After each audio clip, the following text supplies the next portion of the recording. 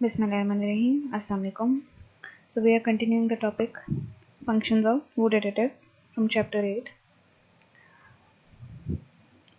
Last time we covered chemical additives as non-preservatives. So we learned about all the functions of additives except for preservation. So now we'll see how do chemical additives act as preservatives. तो इसमें सबसे पहले तो हम ये देख लेते हैं कि वर्ड प्रिजर्वेटिव क्या है. प्रिजर्वेटिव वर्ड निकला है प्रिजर्वेशन से. ठीक है, प्रिजर्वेशन क्या है? अब प्रिजर्वेशन है to restore any substance to its original shape and appearance.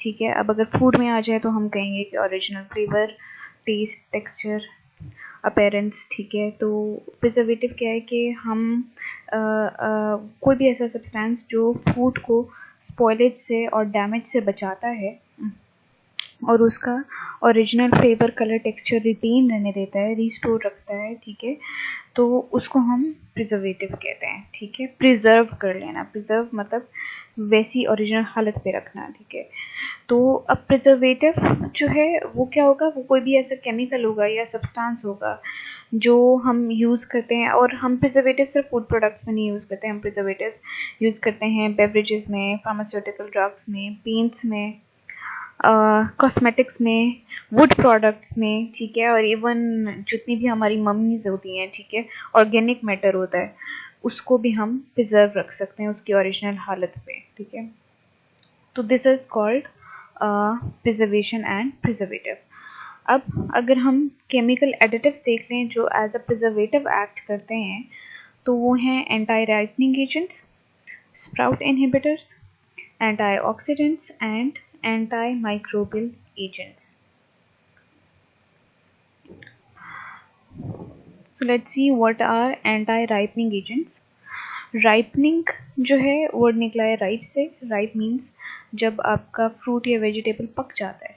कोई भी आपका प्लांट फूड जो है नॉर्मली नॉर्मल ग्रोथ प्रोसेस जो होता है प्लांट फूड का ये होता है कि वो पहले बर्ड से बनता है, ग्रो करता है, फ्रूट बनता है, और फिर फ्रूट पहले कच्चा होता है और फिर वो वापस अपने कलर में आता है.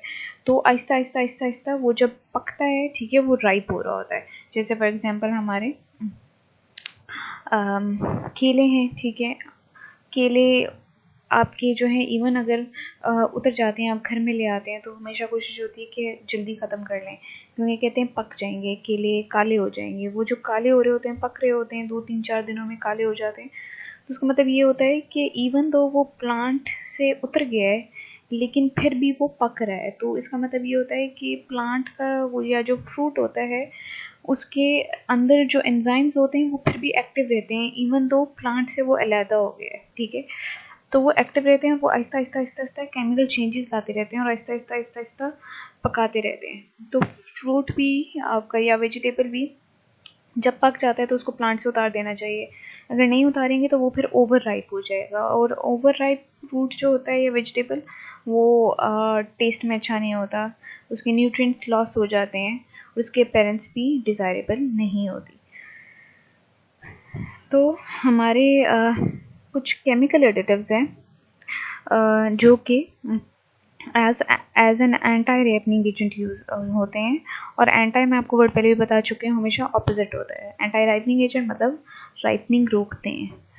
तो इनमें एग्जांपल आ जाती है मैंगो की. मैंगो में राइपनिंग प्रोसेस को रोकने के लिए प्यूरोफिल यूज़ होता है एंड 2,4,5 ट्राइक्लोरोफिनॉक्सी एसिटिक एसिड यूज़ होता है.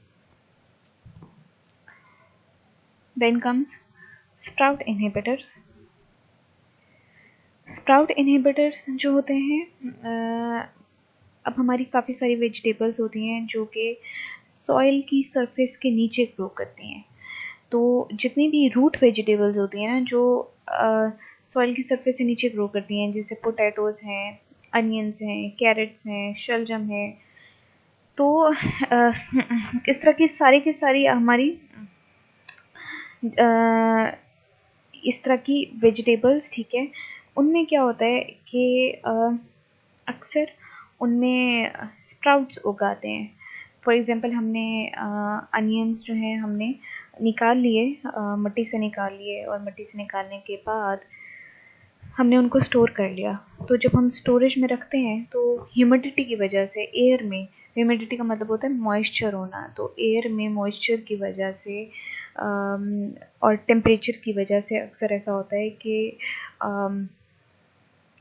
प्लांट को फीलिंग आती है कि आप कि it's still under the soil, ठीक है। तो उसके अंदर से स्प्राउट्स उगना शुरू हो जाते हैं, रूट्स उगना शुरू हो जाती हैं प्लांट के अंदर से, ठीक है। तो जैसे फॉर एग्जांपल पोटैटोज है, पोटैटोज में से रूट्स उगना शुरू हो जाएंगे। अगर हम वही पोटैटोज को पानी में रखते हैं हम, या मिट्टी के अंदर रखते हैं, तो उसमें से प्लांट उगाएगा, ठीक है। तो वो जो स्प्राउट्स उग रहे होते हैं वो अनडिज़ायरेबल होते हैं, ठीक है। उससे फ्रूट का फिजियोलॉजिकल फंक्शन, सॉरी वेजिटेबल का फिजियोलॉजिकल फंक्शन ख़त्म होता है, ख़राब होता है। तो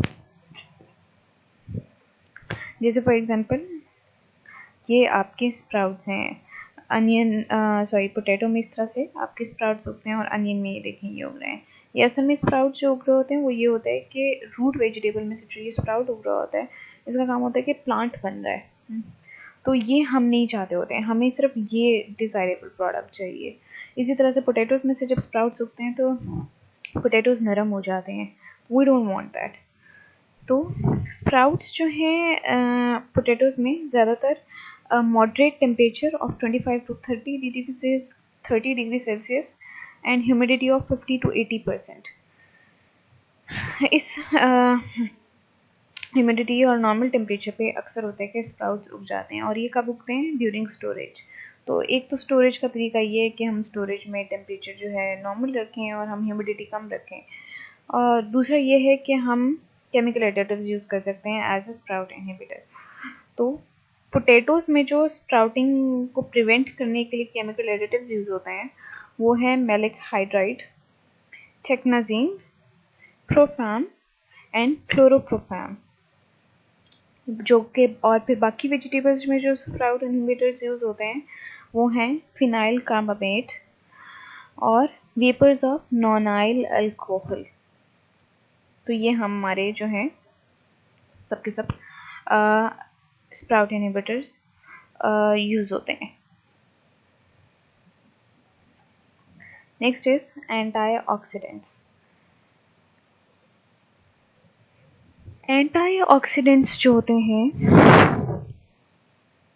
उनका क्या होता है? एंटीऑक्सीडेंट्स जो होते हैं ये फूड में, एंटीऑक्सीडेंट्स इन फूड स्लो और stop the break down of fats and oils in food that occur in the presence of oxygen leading to rancidity.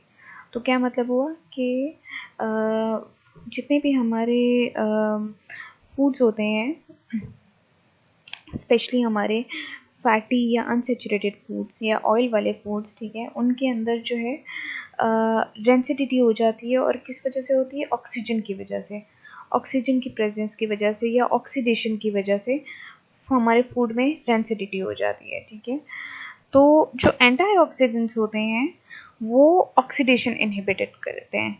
Oxidation क्या है? केमिकल रिएक्शन है जो कि as a result free radicals produce कर सकता है, और वो फ्री रेडिकल्स प्रोड्यूस होने की वजह से कंपाउंड में, हमारे फूड आइटम में रेंसिडिटी हो जाती है। तो जो ऑक्सीडेशन प्रोसेस है, ये जो ऑक्सीडेशन रिएक्शन है, प्रोसेस है, ये हमारे लिए अनडिज़ायरेबल है, और इसको रोकने के लिए एंटीऑक्सीडेंट्स यूज़ होते हैं। देखिए ऑक्सीडेंट्स है ना, और एंटीऑक्सीडेंट्स मतलब क्या हुआ कि ऑक्सीडेशन को एंटाई करना, ऑक्सीडेशन का ऑपोजिट, ठीक है। तो एंटीऑक्सीडेंट्स ऑक्सीडेशन रोकते हैं। तो एज अ रिजल्ट क्या होता है? हमारे काफ़ी सारे फूड कंपोनेंट्स में डिटेरियोरेशन नहीं होती है, डैमेज नहीं होता, डिस्ट्रॉय नहीं होते, और उनका टेस्ट खराब नहीं होता। Oxidative changes occur in unsaturated food components such as fats and oils, carotenoids आपको पता है फैट सॉल्युबल वाइटामिन होते हैं, ठीक है। तो जितने भी फैट कंपोनेंट्स वाले फूड्स होंगे उन सब में रेंसिडिटी का चांस हो सकता है, जैसे फैट्स एंड ऑयल्स हैं, कैरोटीनाइड्स हैं, fried potato chips, salted nuts, crackers, breakfast cereals, इन सब में रेंसिडिटी का खतरा हो सकता है।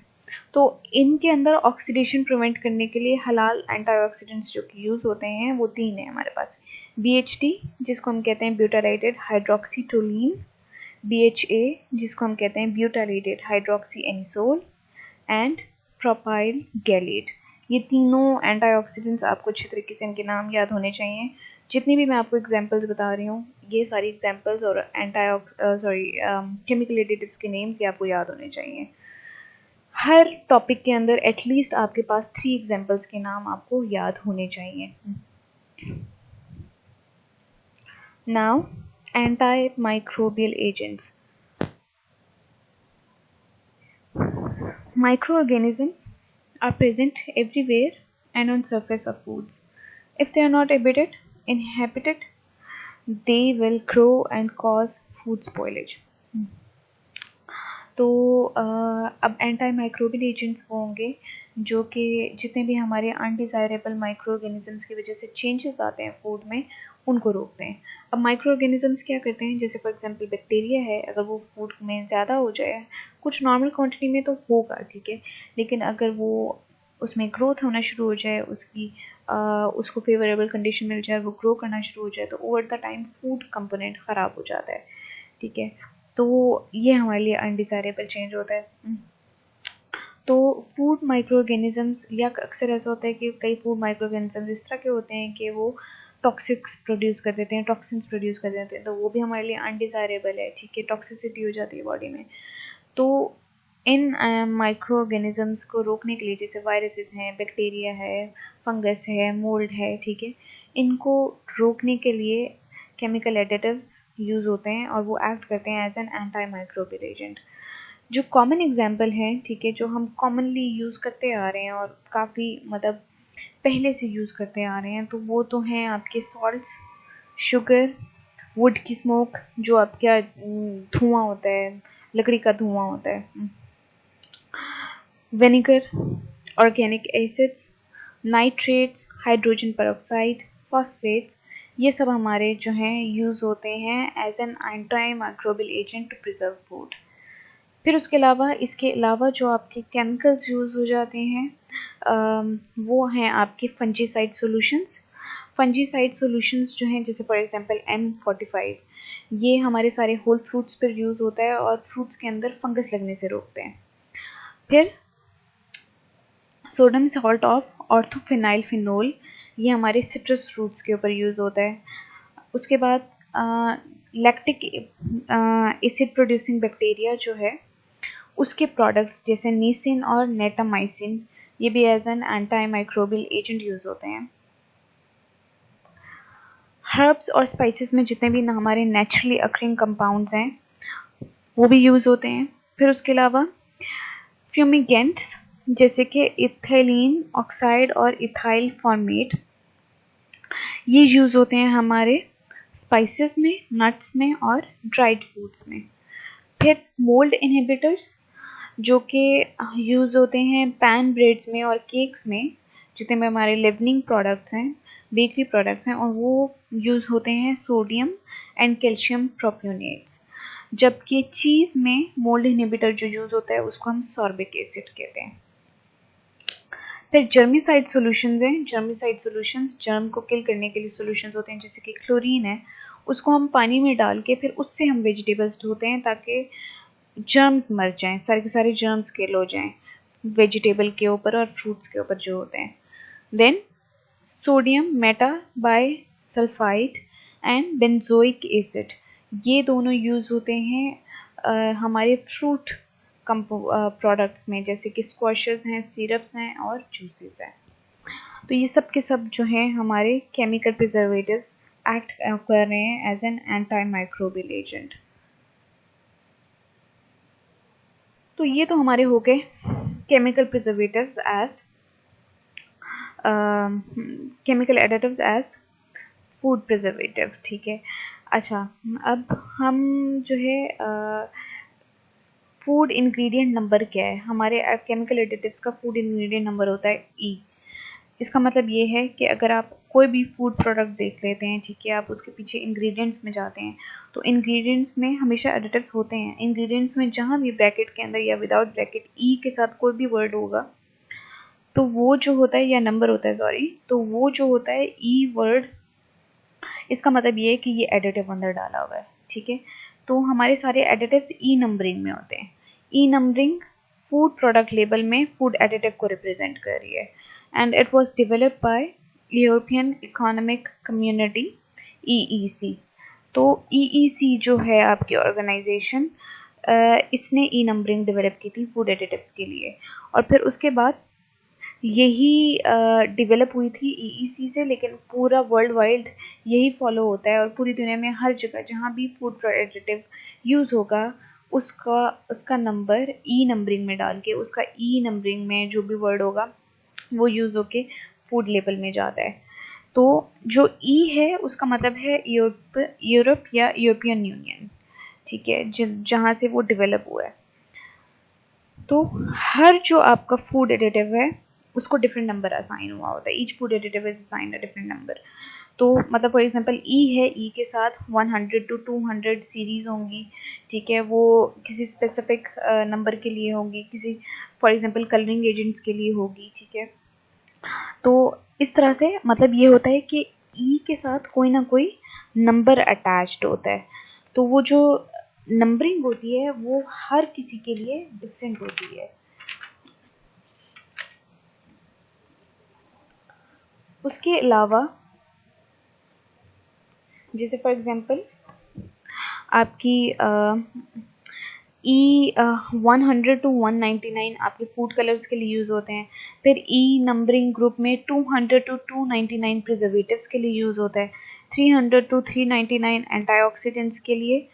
400 से 500 से पहले तक 400 सीरीज जो होती हैं वो थिकनिंग एजेंट्स के लिए। 500 सीरीज आपकी सॉल्ट्स के लिए। 600 सीरीज फ्लेवर एनहांसर्स के लिए, एंड सो ऑन। तो अब समझ आ रहा है कि होता क्या है कि नंबर असाइन कर दिया जाता है, ठीक है, और फिर उसके बाद जो जितने भी रिलेटेड फूड एडिटिव्स होते हैं ना उनको एक्सटेंशन दे दी जाती है ABC, और साथ में नंबर होता है, ठीक है। तो इस तरीके से हमारे पहले तो मैंने आपको सीरीज बता दी, ठीक है, उसमें रिलेटेड फूड एडिटिव्स होते हैं। फिर रिलेटेड फूड मतलब एक ग्रुप के फूड एडिटिव्स होते हैं, और फिर एक ग्रुप के फूड एडिटिव्स के अंदर अगर रिलेटेड सब्सटेंसेस होंगे तो फॉर एग्जांपल E42A E42B, अब दोनों सेम तरह के सब्सटेंसेस हैं लेकिन थोड़ा बहुत फ़र्क है, तो दोनों को A और B नाम दे दिया। इस तरीके से नंबरिंग दी जाती है फूड एडिटिव्स को। अच्छा, ई नंबर जो है अब असाइन कैसे होता है?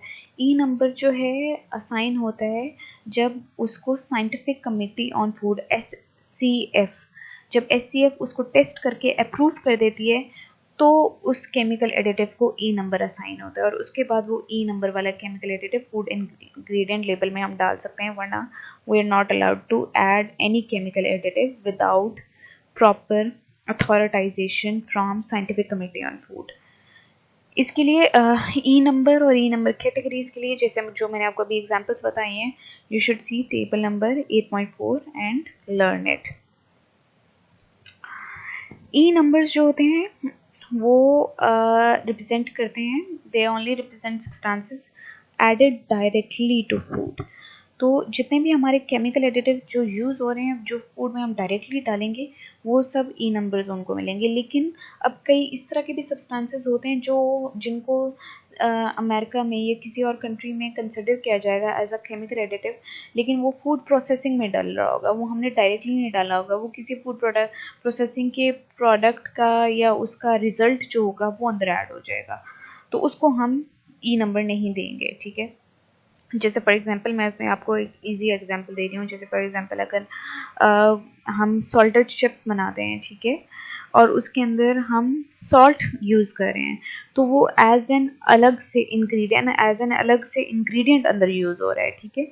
तो इसी तरह से केमिकल एडिटिव की अलग से एज एन इंग्रेडिएंट अगर अंदर डलेगा तो हम उसको ई नंबरिंग दे सकते हैं। अब इसके अंदर अगर कंटेमिनेंट्स हैं, एंजाइम्स हैं, या कोई भी प्रोसेसिंग एड का प्रोडक्ट है, वो ऑल दो फूड एडिटिव क्लासिफाई होता है, लेकिन हम उसको ई नंबरिंग में इंक्लूड नहीं करेंगे। फूड एडिटिव्स जो हैं, these must be included in the food label according to EU directive. European Union की डायरेक्टिव की वजह से, यूरोपियन यूनियन की ऑर्गेनाइजेशन की रेगुलेशन की बतौर, फूड एडिटिव जो है वो फूड लेबल में ज़रूर इंक्लूड होना चाहिए। इसका मतलब ये है कि अगर हम अपने फूड प्रोडक्ट में कोई भी फूड एडिटिव यूज़ करते हैं तो वो हमारे लिए स्पेसिफाइड है कि हम लेबल में इंक्लूड करें। अगर हम लेबल में इंक्लूड नहीं करते तो हम रेगुलेशन फॉलो नहीं कर रहे होंगे और जिसकी वजह से हम पे लॉ लग सकता है या हमारे पर क्रिमिनल सूट हो सकता है। ठीक है, वी कैन बी सूट। तो इसमें आपका ये है कि आपके लिए ज़रूरी है, फूड प्रोडक्ट ऑर्गेनाइजेशंस के लिए ज़रूरी है कि जो भी केमिकल एडिटिव वो यूज़ करती हैं वो अपने फूड इंग्रेडिएंट लेबल में ज़रूर डालेंगी। जो आपका फूड प्रोडक्ट होता है पीछे इंग्रेडिएंट्स वाली लिस्ट होती है ना, उसके अंदर ज़रूर होना चाहिए। These include coloring, sweetening, flavor enhancement, thickening agents, emulsifying agents, stabilizing agents, सब के सब जो हम पहले पढ़ चुके हैं वो सब के सब आप जो हैं इन सबको ई नंबरिंग लगती है। ठीक है, additives are listed in order according to the weight. अब फूड इंग्रेडिएंट लेबल में जब हम लिस्ट करते हैं तो सब जो पहले आप हमेशा से रूल है, ये आपको पता होना चाहिए कि जो इंग्रेडिएंट सबसे पहले लिखा होता है वो वेट में सबसे ज़्यादा होता है, फिर उसके बाद वाला इंग्रेडिएंट होता है, फिर उसके बाद फिर उसके बाद फिर उसके बाद फिर उसके बाद, तो सबसे ज़्यादा वेट, फिर उससे कम वेट, फिर उससे कम वेट, फिर उससे कम, इस तरह से हम इंग्रेडिएंट्स को लिस्ट करते हैं। तो जब एडिटिव्स को हमने लिस्ट करना है वो भी हमने इसी तरीके से करना है कि जिसका सबसे ज़्यादा वेट होगा वो सबसे पहले होगा, फिर उससे कम जितना वेट होगा इंग्रेडिएंट का, मतलब जितनी मिकदार उससे कम होगी वो उतना, फिर उसका होगा, फिर उससे कम वाले का होगा, फिर उससे कम वाले का होगा। हमेशा इन ऑर्डर बाय वेट हम लिस्ट करते हैं एडिटिव्स को। Substances used for protection of plant and plant products and nutrients may be recognized as additives but not included। अब फिर दोबारा वही बात आ जाती है कि वो सारे सब्सटेंसेस जो हम प्लांट प्रोडक्ट को प्रोटेक्ट करने के लिए यूज़ करते हैं या एज अ न्यूट्रिएंट अदर डाल रहे होते हैं, जैसे कि हमारे मिनरल कंपोनेंट्स हो जाते हैं या हम ट्रेस एलिमेंट्स डालते हैं या वाइटामिन्स डालते हैं, तो वो भी एज एन कुछ कंट्रीज़ में as a food additive recognise होते हैं, लेकिन हम उसको एज अ फूड एडिटिव या ई नंबरिंग में इंक्लूड नहीं करेंगे जब हमने फूड इंग्रेडिएंट लेबल में उनको ऐड करना है। तो this is how we add food additives in our food. So this is it for today. Thank you for your consideration. Allah Hafiz.